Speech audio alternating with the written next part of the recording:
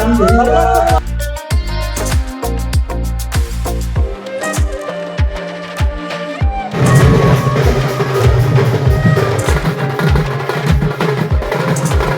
वर्ष तो आम 25तम शीतल षष्ठी यात्रा धवलेश्वर बाबा अनुष्ठित हो जाइए। आज माने बरयात्री दल श्रीभटा पड़ारू बाहरी करी नगर परिक्रमा करी बाजा बुझी सबू कीर्तन रथ तापर डीजे एंदा सब व्यवस्था कराइला। बहुत नचा डेगा करी लेडीज माने भी झील माने भी माने पिला समस्त जेन प्रकार आनंद उत्साह आज टिटलागढ़ देखा मिली बहुत खुशी लगला।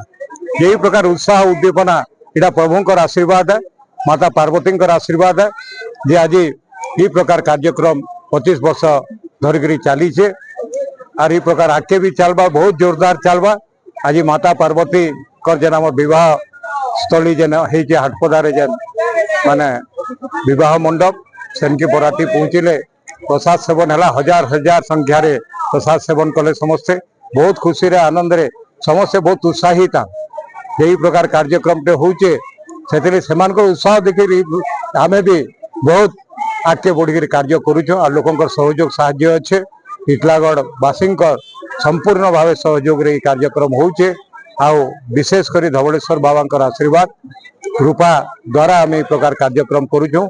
से पाखे आम कोटि कोटि नमन कोटि कोटि प्रणाम जनाऊँ शीतल षष्ठी कमिटी तरफ आउ पाखे एति कामना करता आम प्रति आशीर्वाद चली रही था। आम एंता कार्यक्रम रखिकी कर सेवा करूँ एति कहमी निश्चित भाव।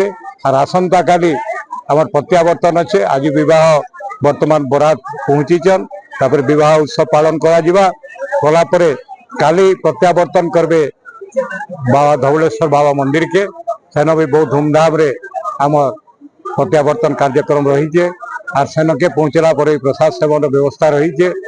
तो से लगी फेर गए समस्त को ये आम 25तम शीतल षष्ठी यात्रा उपलक्षे टिटलागढ़ शीतल षष्ठी कमिटी तरफ समस्त को फेर गए शुभेच्छा अभिनंदन और भगवान का पाखे प्रार्थना करमे टिटलागढ़ वासी जेते समस्त उन्नति हो आगामी दिन में मंगलमय हो। टिटलागढ़ आहरी आगे बढ़ू आहरी बढ़िया हिसाब रे आमर विकास हो एति कामना करी वक्तव्य शेष।